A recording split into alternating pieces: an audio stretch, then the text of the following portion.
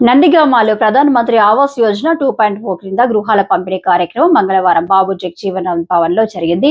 ఈ కార్యక్రమంలో గృహ నిర్మాణానికి అర్హులైన 337 మందికి ఇళ్ల పట్టాలు మంజూరు ఉత్తర్వులను అధికారులు అందజేశారు. లబ్ధిదారులకు కేంద్ర రాష్ట్ర ప్రభుత్వాలు కలిపి 2,89,000 ఆర్థిక సహాయం అందజేయనున్నట్లు అధికారులు తెలిపారు.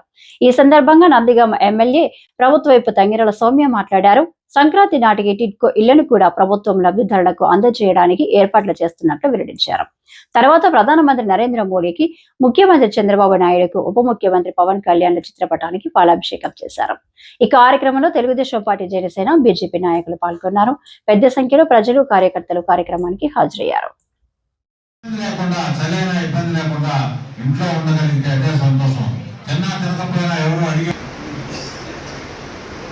సభాధ్యక్షులు పీసీ చైర్మన్ గారైన కోటా వీరబాబు గారికి, వేదిక మీద ఉన్న మండల నాయకులకి, నియోజకవర్గ నాయకులకి, అదేవిధంగా హౌసింగ్ ఆఫీసర్స్కి, ఈ సభకు ఇచ్చేసిన లబ్ధిదారులందరికీ హృదయపూర్వక నమస్కారాలు అండి.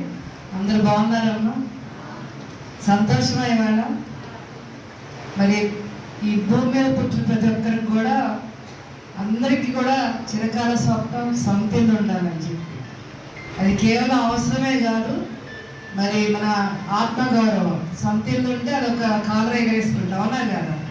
ఈరోజు మరి మీ కలంతా కూడా సాకారం ఏంటంటే మనస్ఫూర్తిగా ఎన్డీఏ కూటమికి గట్టిగా మీరు ప్రధానమంత్రి మోడీ గారికి